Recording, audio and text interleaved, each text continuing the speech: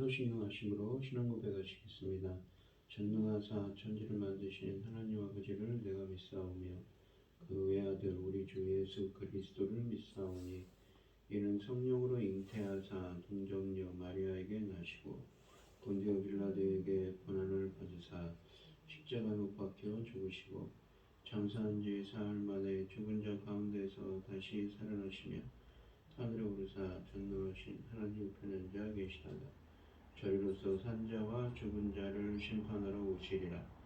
성령을 믿사오며 거룩한 공예와 성도가 서로 교통하는 것과 죄를 사하여 주시는 것과 몸이 다시 사는 것과 영원히 사는 것을 믿사옵나이다. 아멘. 찬송가 204장입니다. 204장입니다.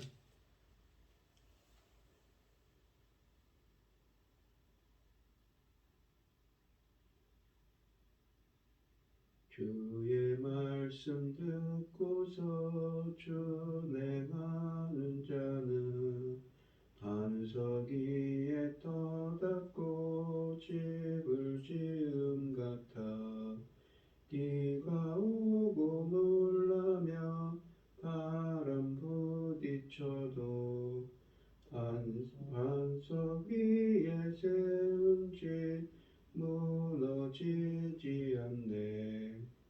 잘 짓고 잘 짓세 우리 집 잘 짓세 만세 반석 위에다 우리 집 잘 짓세 주의 말씀 듣고도 행치 않는 자는 모래 위에 터닫고 집을 지음 같아 비가 오고 물나며 바람 부딪힐 때 모래 위에 세운 집 크게 무너지네.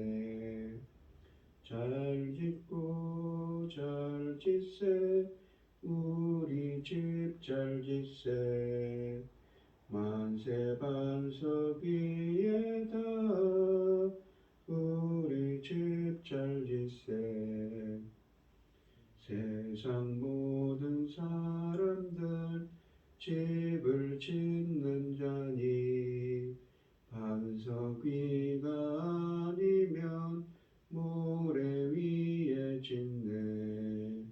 우리 구주 오셔서 지은 상을 줄 때 세운 공로 따라서 영영 상벌 주리. 잘 짓고 잘 짓세 우리 집 잘 짓세 만세 반석 위에다 우리 집 잘 짓세. 아멘. 오늘 함께 하실 하나님의 말씀은 신명기 18장 15절로 22절 말씀입니다. 신명기 18장 15절로 22절 말씀입니다. 18장 15절로 22절입니다. 구약성경 290쪽에 있습니다. 교독을 하도록 하겠습니다. 제가 먼저 읽겠습니다. 내 하나님 여호와께서 너희 가운데 내 형제 중에서 너를 위하여 나와 같은 선지자 하나를 일으키시리니 너희는 그의 말을 들을지니라.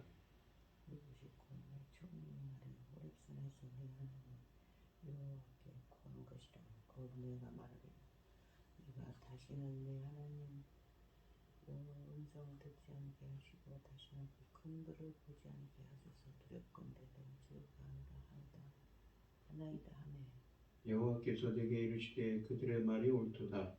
내가 그들의 형제 중에서 너와 같은 선지자 하나를 그들을 위하여 일으키고 내 말을 그 입에 두리니 내가 그에게 명령하는 것을 그가 무리에게 다 말하리라. 너희는 내가 이름으로 전하는 내 말을 듣지 않는 자는 내게 형벌을 받을 것이요. 만일 어떤 선지자가 내가 전하려고 전하라고 명령하지 아니한 말을 제 마음대로 내 이름으로 전하든지 다른 신들의 이름으로 말하면 그 선지자는 죽임을 당하리라 하셨느니라. 내가 마음속으로 이르기를 그 말이 여호와께서 해주신 말씀인지 우리가 어떻게 알려 하리라. 만일 선지자가 있어 여호와의 이름으로 말한 일에 증언도 없고 성취함도 없으면 이는 이 여호와께서 말씀하신 것이 아니요 그 선지자가 제 마음대로 한 일이니 너는 그를 두려워하지 말지니라. 아멘. 이 오늘 본문 말씀의 제목은 모세와 같은 선지자입니다. 이스라엘 백성에게 모세와 같은 선지자를 주겠다고 약속하십니다. 선지자가 갖출 성품은 오직 하나님의 말씀만 전하는 진실함과 성실함입니다. 가나안 사람들의 모든 신접한 행위는 가증스러운 것으로서 이스라엘은 절대 이런 일을 해서는 안 된다고 경고한 모세가 이 단락에서는 이스라엘이 여호와 하나님과 정당하게 교통할 수 있는 방법으로 선지자들을 제시합니다. 여호와께서 백성들 중에 직접 세우신 선지자들만이 이스라엘이 하나님과 교통할 수 있는 유일한 통로인 것입니다. 선지자들에 대한 교례는 먼 훗날 이스라엘이 가나안에 정착한 후에 적용될 일만은 아닙니다. 모세는 곧 죽게 됩니다. 그가 죽고 나면 이스라엘은 당장 지금까지 모세를 통해 해왔던 하나님과의 교통을 어떻게 유지할 것인가를 고민해야 합니다. 이런 정황에서 선지자에 대한 교례는 이스라엘의 고민을 해소해 줍니다. 모세가 그들 곁을 떠난 후에도 하나님은 선지자들을 그들 곁에 두어 백성들과 교통하실 것임을 암시하기 때문입니다. 하나님은 선지자를 이스라엘에게 주실 것이며 이스라엘은 하나님이 세우신 선지자의 말을 들어야 한다고 15절에 말씀하십니다. 만일 선지자의 말을 듣지 않으면 하나님이 벌하실 거라고 19절에 말씀하시지요. 선지자는 이스라엘에서 가장 높은 권위를 가진 사람입니다. 심지어 왕의 권위도 선지자의 권위에 비교되지 않습니다. 이와 같은 선지자의 절대적인 권위는 백성이 왕의 말을 이기는 것에 대하여는 하나님이 어떠한 벌도 내리시지 않는 것에 반해 선지자의 말씀을 어기는 경우 이 하나님이 직접 벌하시는 것에서 드러납니다.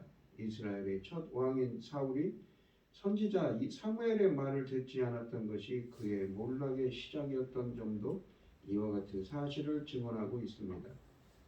하나님이 이스라엘에게 직접 말씀하시지 않고 선지자를 통해 말씀하시는 것은 전에 시내산에서 이들에게 말씀하셨을 때 이들이 두려움에 떨며 모세에게 하나님의 말씀을 중개해 줄 것을 부탁한 일에서 유리한다고 16, 17절에 말씀하십니다.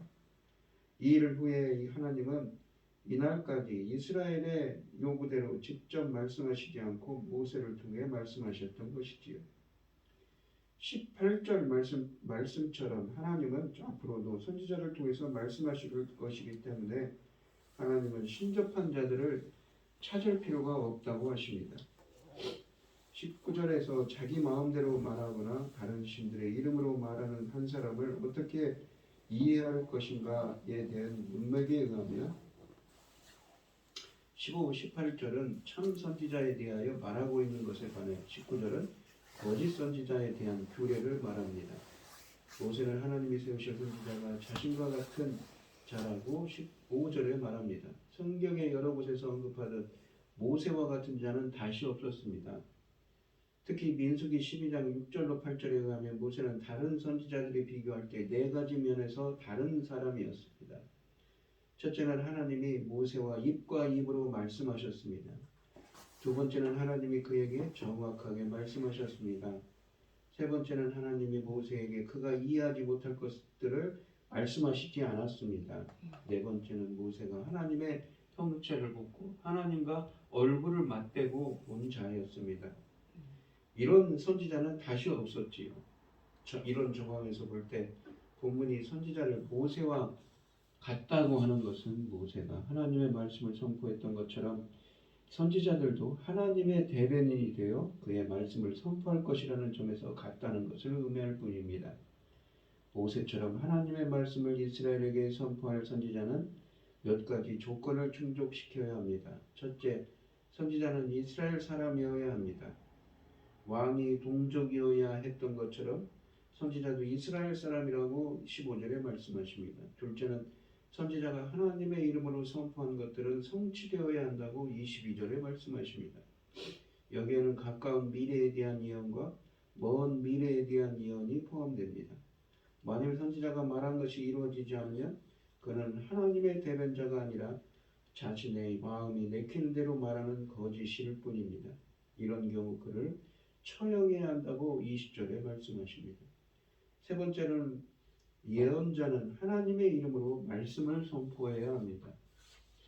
하나님의 이름으로 말씀을 선포한다는 것은 곧 하나님이 그의 입에 담아주신 말씀만을 선포한다는 것이며 하나님이 그에게 가르쳐 주신 것만을 말한다는 뜻이라고 18절과 19절에 말씀하십니다.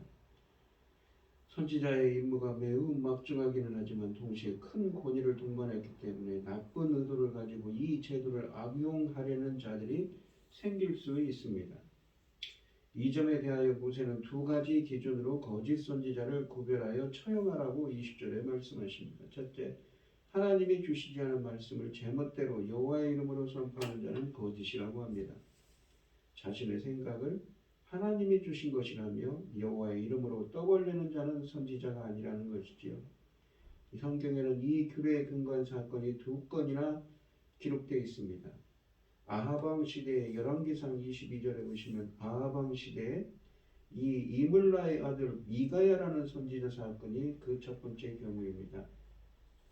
북왕국 이스라엘의 아합 왕은 이 남왕국 여호사밧과 함께 시리아를 치려했고 자신이 후원하던 선지자들을 불러 승리를 얻을 것이라는 신탁을 받았습니다. 그러나 여호사밧은 이들의 예언에 만족하지 않고 제2의 의견을 다른 의견을 구합니다. 이때 아합이 마지못해 부른 선지자가 미가야 선지자였습니다. 미가야는 아합이 전쟁에 패할 뿐만 아니라 시체가 되어 돌아올 것이라고 예언합니다.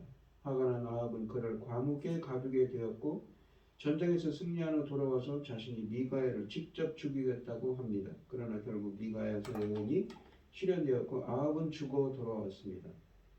아합 왕은 미가야를 거짓 선지자로 몰아 본문의 규정에 따라 죽이려 했지만 결국 그가 죽게 되었던 것이지요. 성경에 기록된 두 번째 사건은 예레미야 선지자의 재판입니다. 예레미야 26장 말씀에 있지요. 예레미야는 이스라엘의 멸망을 예언했는데 제사장들을 포함한 종교 지도자들이 그를 재판에 회부했습니다. 배심을 맡은 장로들은 히스기야 왕 때 사역했던 미가 선지자의 예를 들며 그에게 무죄를 선고했습니다. 두 번째는 하나님이 주신 말씀을 선포하지 않고 제멋대로 짓거리는 자는 거짓이라는 사실은 또한 거짓 선지자는 하나님이 이미 백성들에게 주신 말씀에 순종하지 않을 것임을 뜻합니다. 자신의 생각을 곧 하나님의 뜻으로 둔갑시키기 위하여 심지어 이미 주어진 하나님의 말씀에 역행하는 일도 서슴지 않는다는 뜻입니다. 실제로 이스라엘 역사에서 참 선지자와 거짓 선지자를 구분하는 가장 기본적인 원칙 중 하나는 바로 이 이슈입니다. 하나님의 이미 주신 말씀을 절대로 훗날 선지자를 통해 번복할 수 없으십니다. 그러므로 이미 주어진 하나님의 말씀에 상반되는 메시지를 제시하는 자는 거짓된 자인 것이죠. 세 번째는 이스라엘의 이름이 아니라 다른 신들의 이름으로 예언하는 자들은 거짓이라고 합니다. 훗날 이스라엘에는 여호와의 종교 안에서의 바알의 이름으로 예언하는 자들이 생겨났습니다. 모세는 이런 거짓 선지자들은 죽이라고 20절에 말씀하십니다. 예언자라는 직책에는 막대한 책임이 따릅니다. 그들의 행위는 자신들의 몰락으로 끝나는 것이 아니라 그들의 말에 솔깃하여 우상숭배로 빠지는 사람들까지 죽게 하기 때문에 드러나는 대로 죽이라는 것입니다. 지도자들이 잘못되면 그 파장은 상상할 수 없이 커지기 때문이지요. 오늘 본문 말씀을 보시면 모세와 같은 선지자를 보내주신다고 하십니다.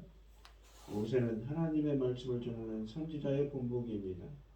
애굽의 왕자로 살기보다 광야에 나그네를 자처했고 절대 약자인 동족의 편에서 절대 군주 바로와 맞섰고 자기의 뜻이 아니라 오직 하나님의 말씀만 받아서 전했습니다. 그리고 누구보다 하나님과 친밀하게 교제했던 온유한 사람이었다고 민수기 12장 3절에 쓰여져 있습니다.